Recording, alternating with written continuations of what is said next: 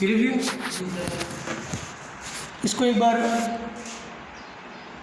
वापस एक बार पढ़ो, क्योंकि बहुत हार्ड चीज़ है। इसको एक बार 2 बार पढ़ लो, वो याद रहता है कि आपको। देखिए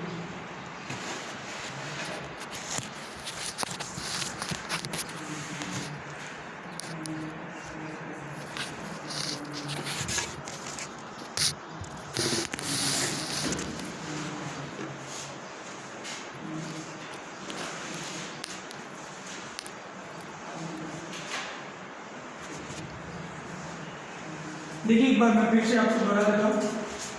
1949 में आपका देश आज़ाद हुआ। उस समय संविधान बना। उस समय क्या होता है कि आपकी हिंदी की भाषा जो है ये उसमें संविधान में जोड़ी गई। और उस समय संविधान में जो भाषाएं थी वो 14 थी और वर्तमान में 22 है। तो यानी कि 8 भाषाएं जोड़ी गई। वो 8 भाषाएं कौन कौन सी हैं उसको याद करने के लिए 21वां संविधान संशोधन पहले हुआ है 21 नंबर पर। वो कब हुआ है? 1967 में। उसमें एक भाषा जोड़ी है वो सिंधी, जो सिंधु प्रांत में बोली जाती है। वर्तमान में आपके सिंधु नदी के इस पार लगभग ज़्यादातर थोड़ा सा उधर मान सकते हैं। 71वां संविधान संशोधन हुआ है वो हुआ है 1992 में। उस समय 3 भाषाएं जोड़ी गई, नेपाली, मणिपुरी, कोंकणी। और फिर 92वां संविधान संशोधन हुआ है वो 2003 में हुए हैं, मैथिली, संथाली, डोगरी, बोडो। ठीक है, समझ गया? जी सर।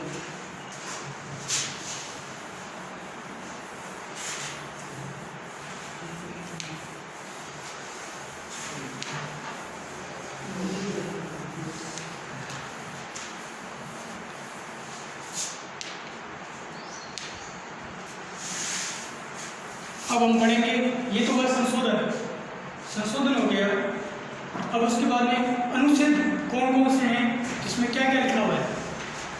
इसी के साथ अनुच्छेद वाला ये टॉपिक फिर खत्म हो जाता है, क्योंकि हमने सारे इसके पहलू ले लिए। अनुच्छेद क्या होता है? आपके जो अनुच्छेद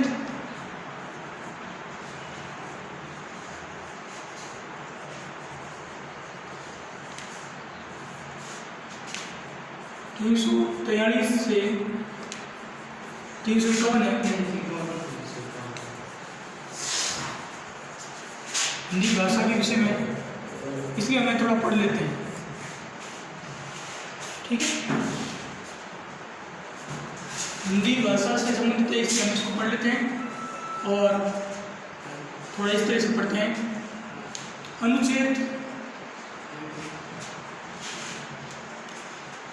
343 ये क्या कहता है? ये कहता है कि संघ की भाषा हिंदी होगी,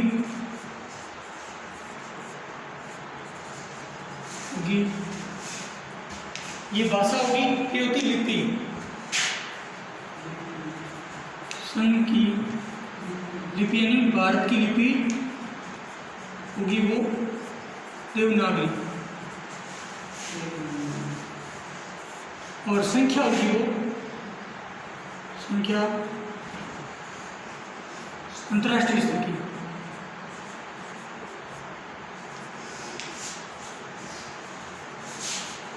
स्तर यानी 1 2 3 4।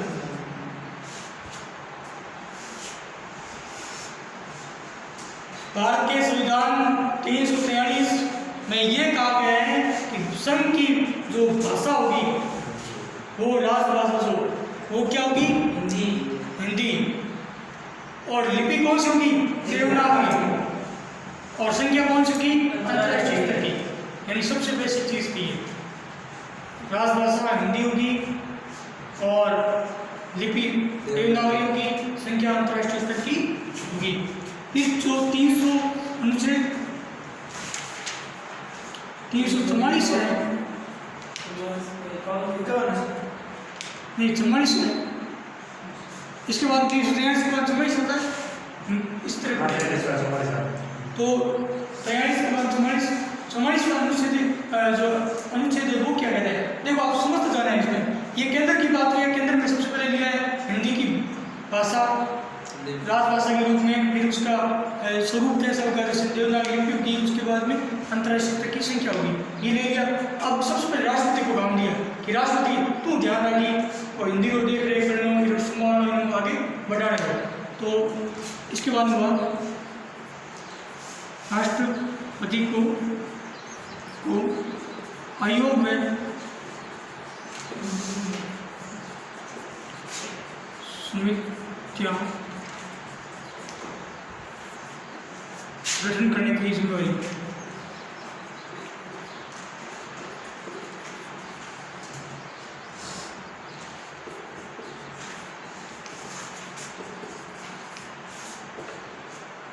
यानी अब पहले इसको जोड़ा गया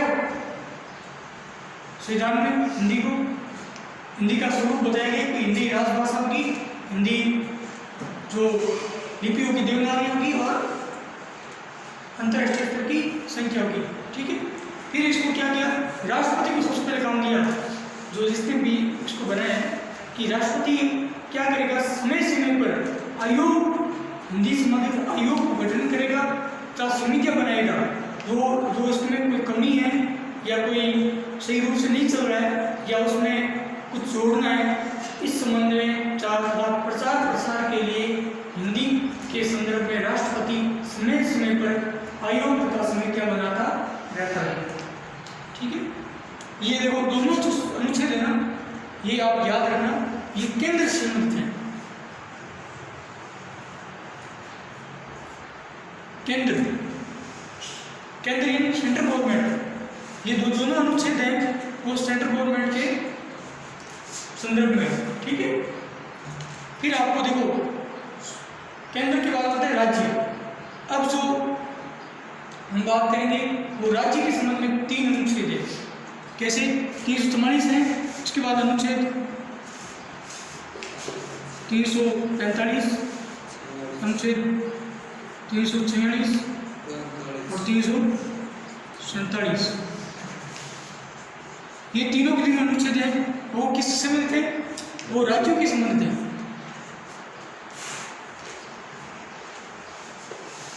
राज्यों से संबंधित है।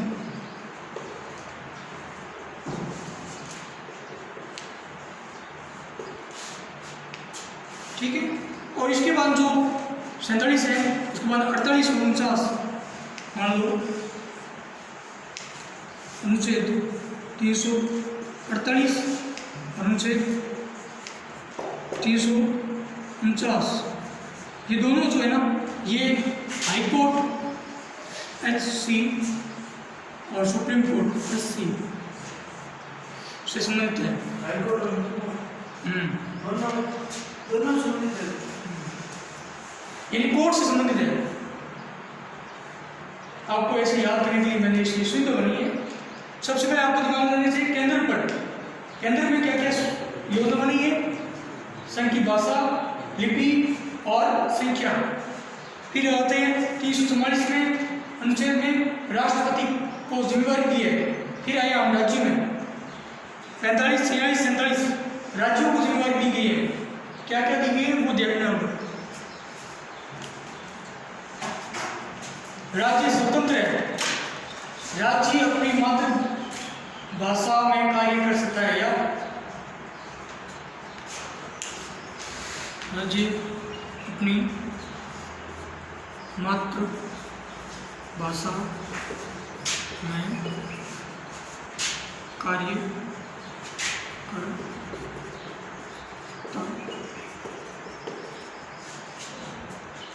सबसे पहले केंद्र जिसने भी संविधान बनाया था उसने बड़े सोच समझ के बनाया। केंद्र सरकार को काम नहीं दिया, फिर उसको राज्य ने दिया कि जो भी राज्य हैं वो स्वतंत्र है हमारी तरफ से, तो वो अपनी मातृभाषा के रूप में किसी भी भाषा को, इन मातृभाषा कौन सी जिसके क्षेत्रीय लोग एक ही भाषा बोले उसे क्या कहते हैं, मातृभाषा। वो अपनी मातृभाषा में काम कर सकता है। राजस्थान अपनी मातृभाषा में काम नहीं करता है, गुजरात अपनी मातृभाषा में काम करता है गुजराती में। ठीक है, तो याद रखने के लिए याद रखना कि राज्य को पहले स्वतंत्र कर दिया गया। पहले जो आपका राज्य संबंधी 1945 है अनुच्छेद, वो राज्य को स्वतंत्र कर अब दूसरी बात, फिर क्या कहा है, राज्य केंद्र से व्यवहार के लिए हिंदी का प्रयोग करेंगे।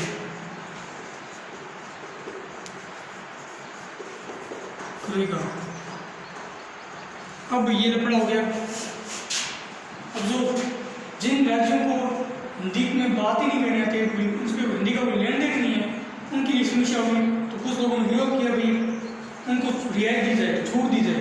जब ये हिंदी भाषा बनी थी उसको लागू करने में लोगों ने बहुत विरोध किया था कि हिंदी को मर्यादा भाषा नहीं बनाएंगे, क्योंकि इस भारत में अनेक भाषाएं थी।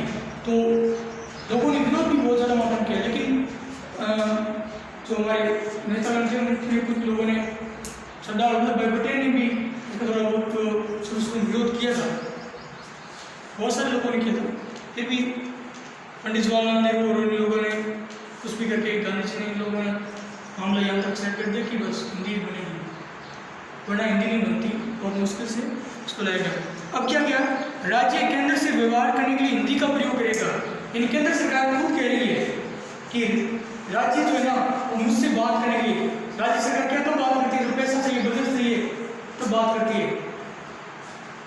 तो राज्य सरकार केंद्र सरकार से बजट चाहिए या किसी प्रकार की कोई भी बात हो तो उसके लिए हिंदी का प्रयोग करेगा, इसने कह दिया।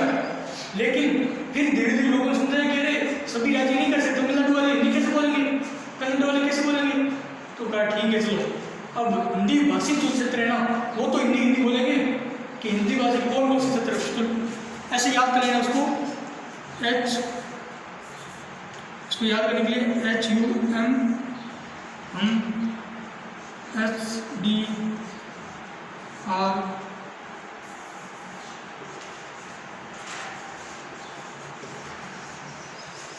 इसको याद करने के लिए आप ऐसे कर लेना HUM, एच का हो गया आपका हिमाचल प्रदेश ले लो या हरियाणा ले लो, आप क्या लोगे पहले, हरियाणा लोगे, चलो Haryana, U miss Uttar Pradesh, M miss Madhya Pradesh, है मध्य प्रदेश, हम Haryana, Uttar Pradesh, Madhya Pradesh, H Himachal Pradesh, D Delhi, R Rajasthan, bro Bihar, R को छोड़ दो। अब क्या कह दिया हम SDR ब्रो, हम SDR ब्रो। अब देखिए क्या होता है कि केंद्र ने शर्त कर दी कि आप मुझसे बात करोगे तो आपको हिंदी में बात करना पड़ेगा। तो लोगों ने समझा कि ये पॉसिबल नहीं है, केवल हिंदी भाषा से क्षेत्र है ना वो तो आपसे हिंदी बात कर सकते हैं, लेकिन तमिलनाडु वाले और कन्नड़ वाले, पश्चिम बंगाल वाले वो आपसे हिंदी में कैसे बात कर सकते हैं, इसलिए आप उनके लिए कुछ नियम चेंज करो। तो उन्होंने केंद्र सरकार ने कहा ठीक है, ये जो राज्य है ना हम SDR को ये अपने आप को 30 मिनट ज़्यादा समझ रहे हैं, आपको सब कुछ करना है हिंदी में बात, और शेष जो राज्य है उनको करना है इंग्लिश में बात। महाराष्ट्र में हिंदी बोलते हैं लेकिन केंद्र सरकार से राजकाज कार्यों में बातचीत करने के लिए वो इंग्लिश का प्रयोग करेंगे, तो हिंदी में प्रयोग होता है, सब होता है पहले समय, ठीक है। इंग्लिश राजकाज में अरबी से किया जाता है, बाहर की लैंग्वेज पर प्रभाव हमारे पर बहुत ज़्यादा पड़ता है। अनुच्छेद 347। अब ये क्या कहता है, ये कहता है, ये भी राज्य के संबंध में है। राज्य यहाँ पर होता अपनी राज्य अपनी मातृभाषा में कार्य कर सकता है। यहाँ पर है जब राज्य चाहेगा तब राजभाषा के रूप में किसी भी भाषा को अपना मात्र राजभाषा के रूप में अपना सकता है। ऐसा राज्य किसी भी भाषा को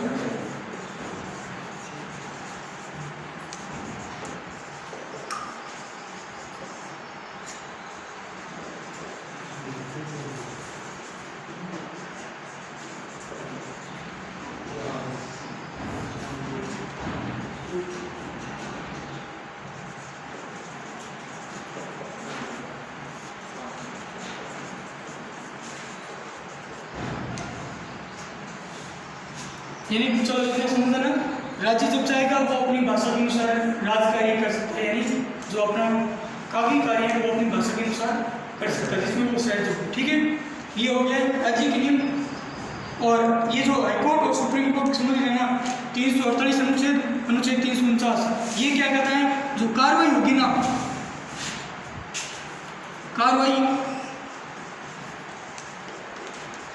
वो इंग्लिश में होगी। जो हाईकोर्ट या सुप्रीम कोर्ट में कार्रवाई होगी ना, वो अनुच्छेद 348 कहता है इंग्लिश में होनी चाहिए, यहाँ पर हिंदी का काम नहीं है। और 349 वो क्या कहता है, ये कार्रवाई करेगा तो वो विधि का निर्माण या यानी कि जो कानून संबंधित कार्य है, कानूनी कार्य और संशोधन,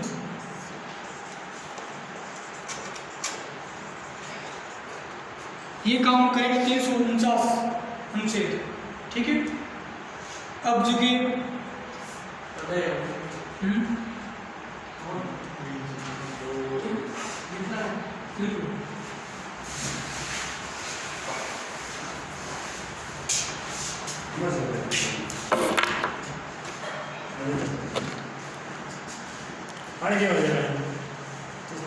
लिख लो, फिर कुछ लिख लो।